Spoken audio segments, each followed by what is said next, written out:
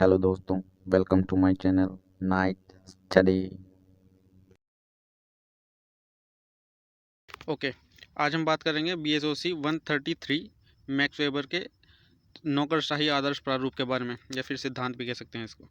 तो ठीक है, तो पहले मैं जो हूँ आपको पहले ये कन्फ्यूज़न दूर कर देता हूँ कि नौकरशाही जो है, नौकरशाही शब्द सुनते ही आपके मन में आता होगा कि नौकरशाही शब्द से कि जो भी सरकारी कामकाज होते हैं, कार्यालय होते हैं, उन्हीं में नौकरशाही का इस्तेमाल होता है।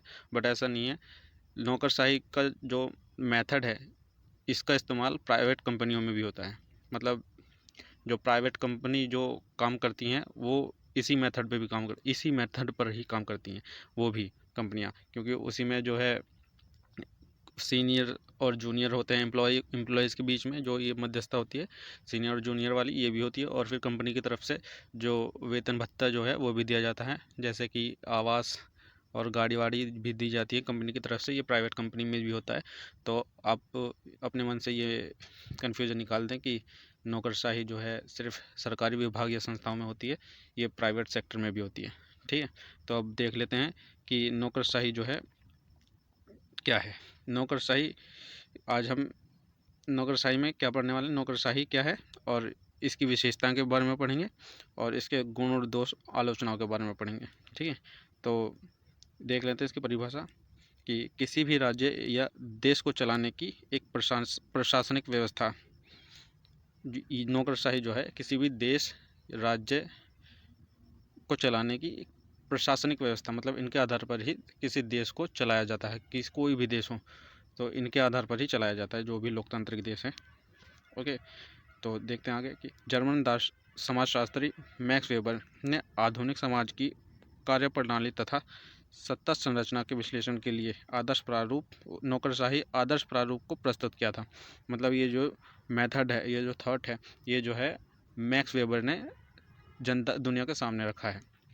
ऐसा नहीं है कि उनसे पहले भी और समाजशास्त्री थे, पर इन्होंने जो है, मतलब इनका इस चीज़ का विशेष रूप से विश्लेषण किया, जो भी इनके बाद ही ये जो है दुनिया के सामने आया है उभर कर। ठीक है, तो अब ये पता लग गया कि नौकरशाही क्या है। एक बार फिर मैं बता देता हूँ कि किसी भी देश की, राज्य या देश की प्रशासनिक व्यवस्था को चलाने की एक प्रणाली है, मेथड है। ये क्या है? एक मेथड है। तो अब देखते हैं इसकी विशेषताएं कि नौकरशाही व्यवस्था की विशेषताएं एवं लक्षण क्या हैं। तो देख लेते हैं। नौकरशाही व्यवस्था किसी संगठन या संस्था के कार्यों में लगातार संचालित करने के लिए एक गतिशील संगठन है। मतलब वो किसी भी देश के अंदर जो जितनी भी संस्थाएं होती हैं या संगठन होते हैं, उनके अंदर जो है इसका इस्तेमाल किया जाता है। उसको लगातार गतिशील बनाए रखने के लिए इसकी ज़रूरत पड़ती है, आवश्यकता पड़ती है। तो ये जो है इसकी एक विशेषता होगी, इसकी आवश्यकता भी होगी। ठीक है, तो अब दूसरा देख लेते हैं।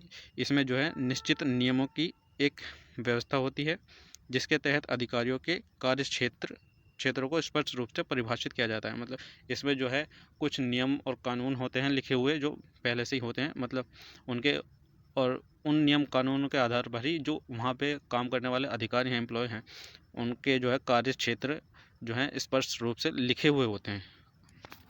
ठीक है, तो देख लेते हैं तीसरा पॉइंट क्या है कि इसमें जो है प्रशासन अनुसार इसमें जो है प्रशासन का नियमानुसार संचालन किया कुछ प्रशिक्षित व्यक्तियों द्वारा किया जाता है। इन व्यक्तियों के पद पर नियुक्ति के लिए एक योग्यता परीक्षा निर्धारित होती है। जो व्यक्ति योग्यता में उत्तीर्ण होता है तब वह पद ग्रहण करता है। मतलब इसमें कहना चाह रहे हैं कि इसमें जो है, जो हम लोग एग्ज़ाम देते हैं, ये उसी के बारे में बता रहा है कि उसमें जो है क्वालिफाई होने के, उसमें एक पद होता है, जो पोजीशन होती है, उसमें पद को पाने के लिए एक क्वालिफाई करने के लिए एक वो एग्ज़ाम होता है। और जो भी उस एग्ज़ाम में पास होता है अच्छे नंबर से, उसको जो है उसके पढ़ाई के आधार पर ही उसको वो पद मिलता है। इसमें बात है। ठीक है, और तो अब देख लेते हैं कि चौथा पॉइंट कौन सा है। ओके, इसमें पदों की एक सोपानिक व्यवस्था होती है, जिसमें उच्च अधिकारियों द्वारा आदेश देना तथा अधीनस्थों द्वारा पालन करना आवश्यक होता है। मतलब इसमें कह रहा है कि इसमें जो है एक सोपानिक व्यवस्था होती है, मतलब सीढ़ीदार एक व्यवस्था होती है, जिसमें वो पहले जूनियर होता है, फिर उसके बाद ऊपर सीनियर होता है, फिर उससे बाद उससे और बड़ा वो ऑफिसर होता है, मतलब ऐसे ही। तो इसी तरह की सीढ़ीदार व्यवस्था होती है, जिसमें पदों के आधार पर या फिर उनके जो है अनुभव के आधार पर उनको प्रमोशन भी मिलता है। वो अलग पॉइंट में देखेंगे। इसमें जो है ये कहा गया कि इसमें जो है एक सोपानिक व्यवस्था होती है, पदों की जो है सोपानिक व्यवस्था होती है कि पहले छोटा पद होगा, फिर उससे बड़ा पद होगा, उसको प्रमोशन मिलेगा, फिर उससे ऊंचा पद होगा जिसको प्रमोशन मिलेगा। मतलब पद के अनुसार जो है उनकी व्यवस्था की गई है। तो जिसमें जो उच्च दर्जे का अधिकारी है उसको जो है वो आदेश देता है, और जो उससे निचले जो उसके नीचे अंडर में काम करने वाले अधिकारी हैं उनको उनके आदेशों का पालन करना आवश्यक होता है। ठीक है, इसमें ये कहा है। तो अगला पॉइंट देख लेते हैं कि इसमें जो है प्रत्येक कार्य या निर्णय लिखित दस्तावेज के रूप में लिखे होते हैं, जो गोपनीयता के सिद्धांत मतलब गोपनीयता के सिद्धांत का भी पालन करते हैं। मतलब इसमें ये कहा गया कि इसमें जो जैसे कंपनी है उसके कुछ रूल्स और रेगुलेशन होते हैं, तो और कुछ मतलब उसके जो कंपनी हो गई या फिर कि कोई भी सरकारी संस्था हो गई, उसमें जो है जो जो भी नियम और कानून हैं, कुछ दस्तावेज जो उसमें उस काम से रिलेटेड जो दस्तावेज हैं उनको जो है प्राइवेट मतलब गोपनीयता से रखा जाता है, मतलब पब्लिकली उसको शेयर नहीं करा जाता। ठीक है, और इसमें ये जो दस्तावेज हैं ये लिखित रूप में होते हैं। जितने भी उसमें कंपनी के बारे में जानकारी दी गई होती है वो लिखित रूप में होती है, डाटा के रूप में वहाँ पर होती है मौजूद। ठीक है, तो नेक्स्ट पॉइंट देख लेते हैं कि इसमें जो है कर्मचारियों को उनके कार्य के लिए निश्चित वेतन भी दिया जाता है, जो उनकी योग्यता एवं अनुभव अनुसार निश्चित होता है, और साथ ही उन्हें अन्य कई लाभ भी मिलते हैं। मतलब इसमें क्या कहा गया है कि इसमें जो है वो सैलरी और वेतन की बात की गई है, और ये किस पर निर्धारित होता है, ये उनकी योग्यता पर निर्धारित होता है, और उनकी योग्यता और उनके अनुभव के आधार पर आधारित होता है। जैसे जैसे उनका अनुभव बढ़ता रहता है उससे ऐसे उनका प्रमोशन होता है और सैलरी भी बढ़ती रहती है। ठीक है, तो देख लेते हैं नेक्स्ट पॉइंट।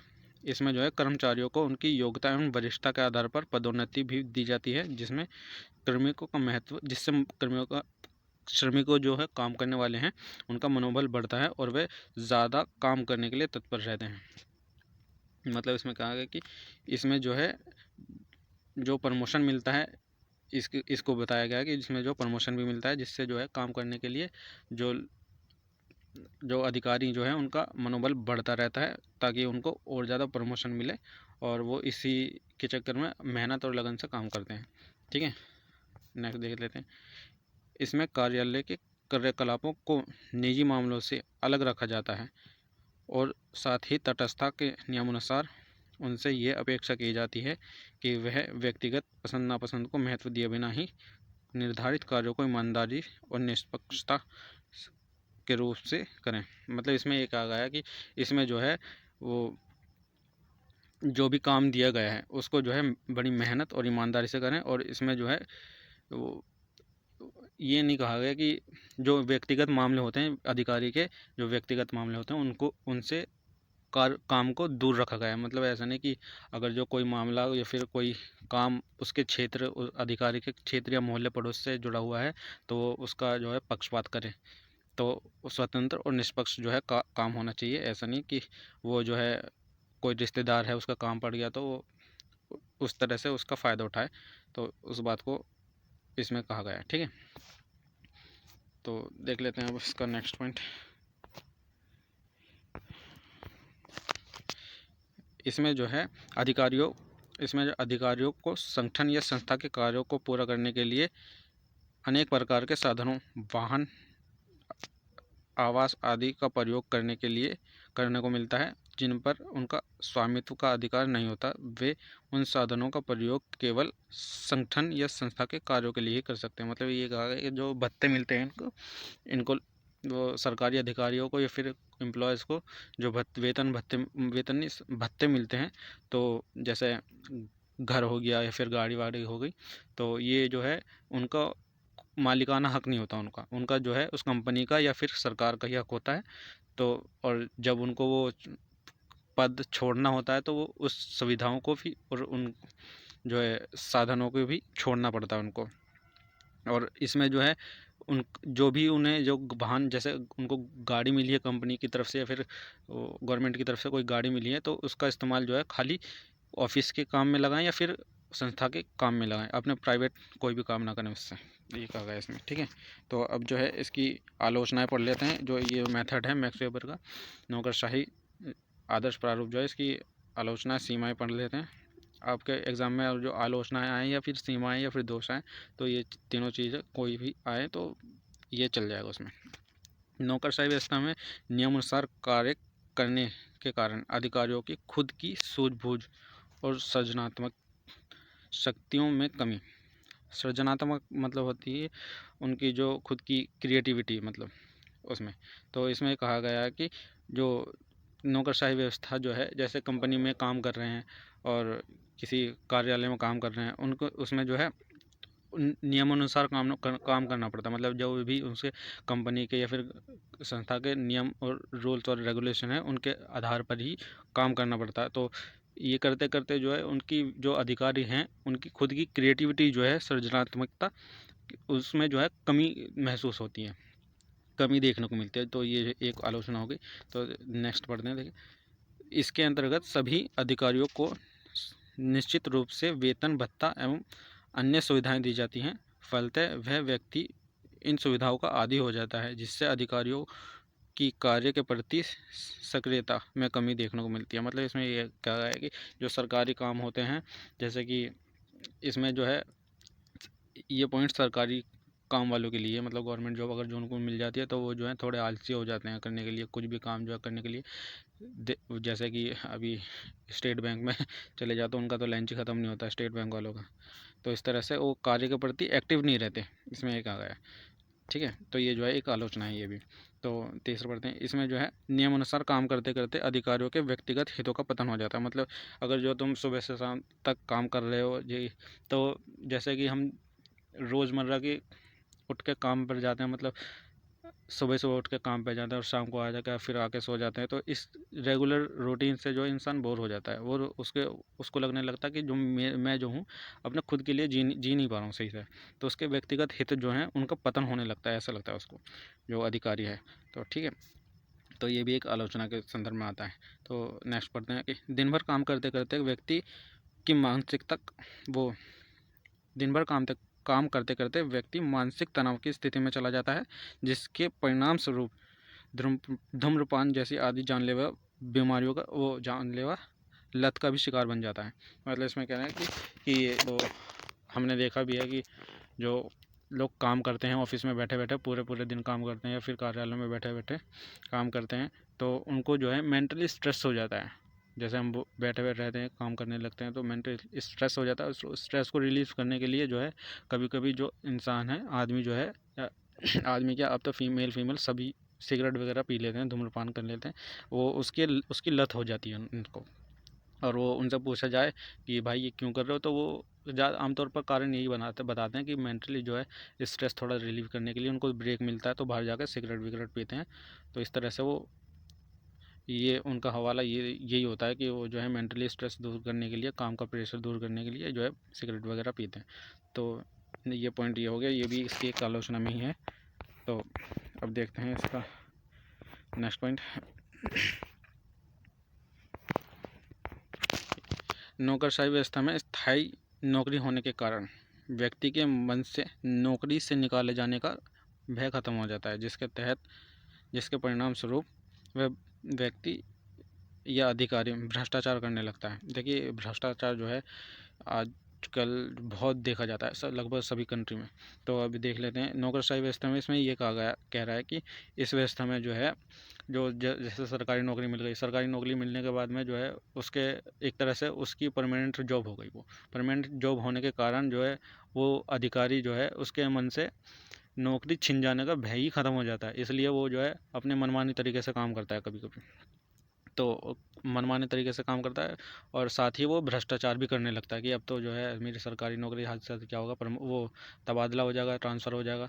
तो इस वजह से जो है नौकरी छिन जाने का भय ख़त्म हो जाता है उसका, और इसी कारण वो भ्रष्टाचार भी करने लगता है। तो ये जो है आपका लास्ट पॉइंट था। तो अब थोड़ा निष्कर्ष देख लेते हैं जो है इस नौकरशाही व्यवस्था के, और आपके क्वेश्चन आंसर जो अगर जो आएंगे एग्ज़ाम में, तो उसमें से जो है निष्कर्ष भी लिखना पड़ता है। तो निष्कर्ष का बहुत ज़्यादा इम्पैक्ट पड़ता है आपके आंसर पर। तो देख लेते हैं कि निष्कर्ष में उपरोक्त तथ्यों के आधार पर नौकरशाही व्यवस्था में अगर इसकी खूबियां हैं तो इसकी कमियां भी हैं कुछ। तो देखिएगा, अगर जो इसकी खूबियां हैं, जो ये जो उपरोक्त मतलब जो अभी हमने इसके विशेषताएं और इसके आलोचनाएं पढ़ी हैं, इसमें जो खूबियां हैं तो इसकी जो है कमियां भी हैं, इसमें ये कहा है। तो वहीं इसकी कुछ कमियां भी हैं, तो इस बात को हम नहीं नकार सकते। मतलब इसमें कह रहा है कि उपरोक्त तथ्यों के आधार पर नौकरशाही व्यवस्था में की अगर खूबियाँ हैं तो उसकी कमियां भी हैं। इस बात को नहीं नकारा जा सकता कि भ्रष्टाचार आज के समय में एक वैश्विक समस्या बन चुका है, और साथ ही यह कहना भी गलत नहीं होगा कि नियमानुसार काम करते करते व्यक्तिगत हितों का पतन हो रहा है। हालांकि विश्व में कई देशों ने इस समस्या को लेकर सक्रिय हो चुके हैं। मतलब ये जो समस्या है, ये एक समस्या बन चुकी है कि व्यक्ति जो है दिन भर काम करते रहता है और उसको जो है मानसिक तनाव की स्थिति बन जाती है और उसके व्यक्तिगत हितों का पतन होने लगता है। ये जो है एक वैश्विक समस्या बन चुकी है एक तरह से। तो इसी को लेकर कुछ देशों ने जो है सक्रियता जो है दिखाई भी है, क्योंकि जैसे कि फॉर एग्ज़ाम्पल हाल ही में जो है बेल्जियम की सरकार ने हफ्ते में 4 काम करने के लिए सिर्फ 4 दिन निर्धारित करें, 3 दिन की छुट्टी 4 दिन निर्धारित करें कि हफ्ते में सिर्फ 4 दिन काम करना होगा। तो इस तरह से जो है लोग जो है लोग अलग अलग कंट्री जो हैं अब इस पे जो है वो एक्टिव एक्टिव मतलब सक्रियता दिखाने लगी हैं। तो आज के लिए इतना ही, और ओके, थैंक यू।